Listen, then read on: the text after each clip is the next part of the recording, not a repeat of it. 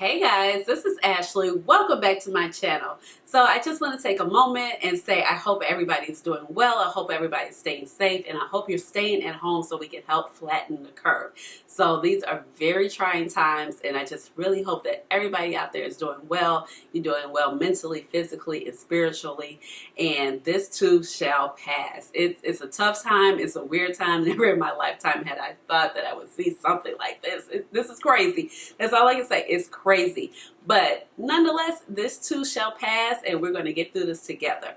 So today I have a fun video for you guys, and I'm going to call this, I decluttered it, and now I regret it. So what this is actually, I decluttered this palette quite a few years ago, and over the last maybe 8 months, starting about 8 months ago, I really started missing this particular palette in my collection. I was just like, oh my goodness, like I love this color story. I just really miss it. And so, you know, Subculture, it was a thing when it came out. And let me just go ahead and open it up real quick and give you a sneak peek and re-familiar you guys with the color scheme that I'm talking about that I love so much. Here it is right here. Now, you know, Subculture probably released about 3 or 4 years ago, and when it released, everybody was super excited. I was really excited because it was like a new color scheme from Ebates. We had just kind of came off of the whole hype of modern renaissance, which actually didn't really work for me because, I don't know, those colors just didn't do well on my complexion, even though, you know, I love red tones. Something about those particular colors, it just did not work well for me. However, I was really excited to see this particular color scheme. So I bought it from the ABH website when it released. Now, we all know it was a Subculture gate when this palette released. I mean, it like stuff just hit the fan. Like the reviews started coming out and it was not good. Now for me, my experience wasn't positive. It wasn't negative. It was just somewhere in the middle. So I got the palette to work for me, but just like other people, I was having trouble kind of layering some of the mattes. I would just have to use maybe 1, possibly 2 mattes to kind of do a look. And the 2 shimmers, well, there's 1 kind of duochrome in here. It's 2 duochromes actually. It's Cube and Electric. But Cube is more of a softer duochrome. But the 2 main standout shimmers, Adorned and Electric, were so tightly packed. They were very hard to use. And which was so disappointing because Electric was just downright beautiful, which is actually here on the inner part of my eyelids. So, like I said, I would blend it out. The color just kind of dissipated. It would get muddy. It would be hard to kind of see the differentiation between color. So with that being said, I heard that they kind of reformulated the palette, or, you know, the palette was floating around the TJ Maxx and I couldn't find it anywhere. But I ended up picking this back up from the Anastasia Beverly Hills website during Black Friday. So I got it for a very reasonable price. I want to say it was about $20. You know, they were running a sale, and so I said, this is the time that I want to pick it up. So, you know, when it comes to Subculture, she's the OG of this particular color story. And every time I see a grungy color story, I'm just kind of reminded of this palette. And it's just like, it intrigues me from like the warm, fiery neutrals that I usually wear. Because I do really enjoy greens and burgundies and things of that nature. So what we're going to do today, I'm going to go ahead and present this look to you. We're going to go through the tutorial. And we're going to talk about on the side, was I happy that I picked this up? Is there any difference for me picking this palette up? And basically, I decluttered it. I regret it, but was it worth it in the end for me to repurchase it? So let's go ahead and jump into the tutorial. Let's go ahead and get started. I have my eyelids. I primed them using my P. Louise base in the shade Rumor 2. And I have my brows filled in using my Goof Proof pencil by Benefits Cosmetics in the shade 3.75. I'm working with my brows, so right now while we have the excuse because, you know, non-essential services, non-essential services like brows and manis and all of that stuff, manis and petties are down and we're not able to go to those things. I'm trying to like let my brows grow in certain areas where they need to grow in. So I'm trying not to pluck them or anything like that. So the concealer has been on my side, thank God. So let's go ahead and jump in with the palette. I'm very excited about this. I want to go ahead and I'm going to start with the shade Dawn right here. And I'm just going to kind of set this down as a first transition shade basically. So going in with a MAC 224 brush, I'm going to pick up that shade Dawn, and I'm just going to kind of just blend it across this primer since it's a little bit lighter, so it has some type of shadow here. Also, I kind of want to set it in the middle. I like this P. Louise base, but it seems to crease like right here for me. Don't ask me why. So I'm just going to lay that down. And I put plenty of primer. Look how it creases right there. Ugh. I don't know. I think right now still my holy grail primer is that Urban Decay Primer Potion. That is just my jam. It works for me all the time. I don't have to worry about it. It's like literally no muss, no fuss. Only problem I have with it, it's a little expensive. It's $25. So now that I have that shade down, I'm going to go in with the shade New Wave. Right here, this beautiful mustardy, orangey type of color. And I'm just going to place that right at the top. And see, I do like how this primer is a little bit lighter, so you're going to kind of see some of that true color. And because this is a pressed pigment, well, they have updated the formula, I should say. Because it's still like a pressed pigment, I am just going to kind of pack in and then kind of blend out. I'm just going to kind of feather that out.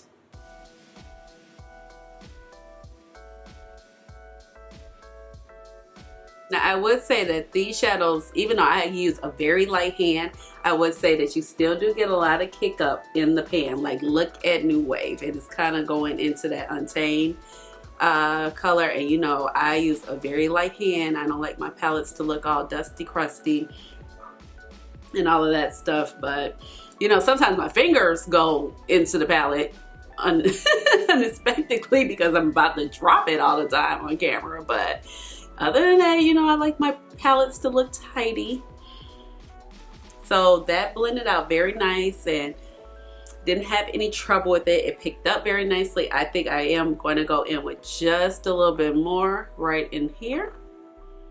But I'm so happy of how that color looks. Now that we have New Wave down, I want to go ahead and take a Wayne Goss number 4 brush, and I'm going to dip in with the shade called All Star, which is right here, this maroon shade. I'm just going to pick up a little bit of that, and I'm just going to start to kind of place this a little bit lower in the crease. And I'm just going to kind of place it on first and then kind of just bring it in. And then this is going kind of directly in the crease.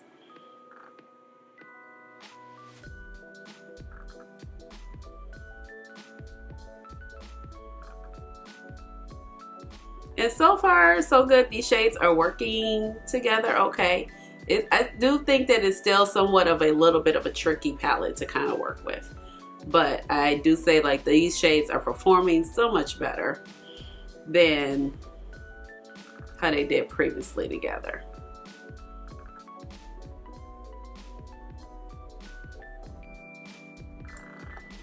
Going back in a little bit with the 224 brush, just picking up a little bit more. I did want to mention that this is a synthetic 224 brush. So this is like one of the, you know, the reformulated ones by MAC. And then just going back in with the Wayne Goss 04 brush.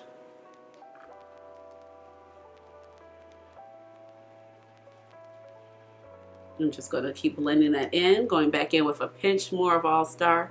And just kind of bringing it into the inner part of my eye. And I am happy of how that blend looks. It doesn't look too patchy, at least not. I'm looking at it, I'm like, does it look patchy? Not really, no. And the colors seem to kind of stay true to one another, or you know how they look in the pan. A reference 02 brush, I'm going to go ahead and take a little bit of the shade called Rowdy right here, and I'm going to pack. A reference 02 brush, I'm going to go ahead and take a little bit of the shade called Rowdy right here, and I'm going to pack. Just drop my palette all the time. But luckily this time, my fingers in the wind, it just landed flat on the carpet, and luckily did not leave a mark. So going in 02 reference brush, taking Rowdy, and that's where it left showed you rowdy and palette went flying.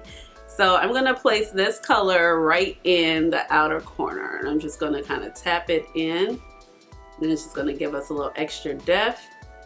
And I'm not going to mess with it too much. I'm just going to tap it in and get some light little buffing strokes to kind of fuse that color in with the shade All Star.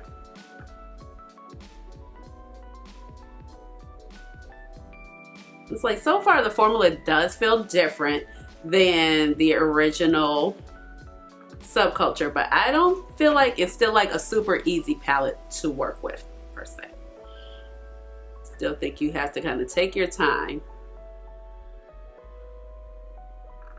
So that's Rowdy. That's all I'm going to do with that shadow. We have that shade Rowdy down. I'm going to take that same brush. I'm just going to flip it over. I'm going to go in with the green shade Untamed. And I'm just going to pack that on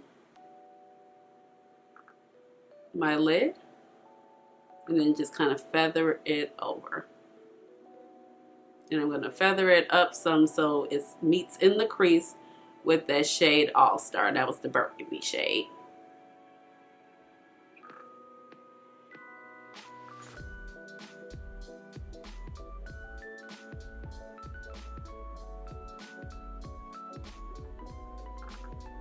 With my Sonia G Builder Pro, going in with the shade Electric right here. And that's this beautiful green gold shifting shade. Now this shade I can definitely say is so much better in this palette because it's very smooth, and I definitely remember the shade in the original formulation, or what they're saying was the original formulation, to be very sticky, and I had to dip back into the palette multiple times just to cover this amount of lid space.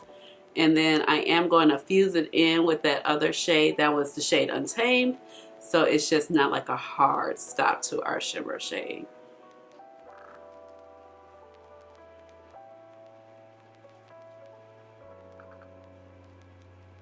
And this shade is so beautiful.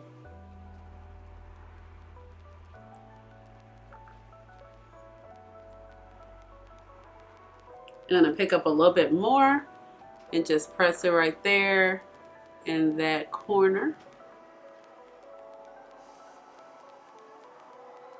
And make sure it feathers up nicely. So this is what we're looking like so far. So I'm pleased with it, but I'm not so pleased with the blending, to be honest.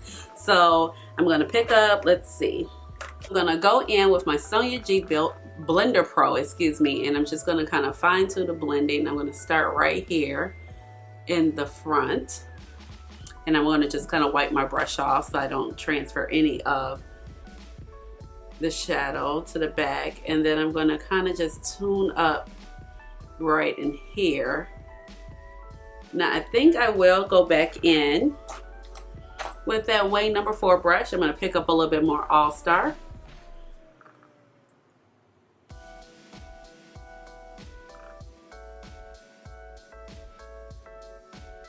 And just blend that in. Going back with that MAC 224, going in a little bit more New Wave. That was our original color.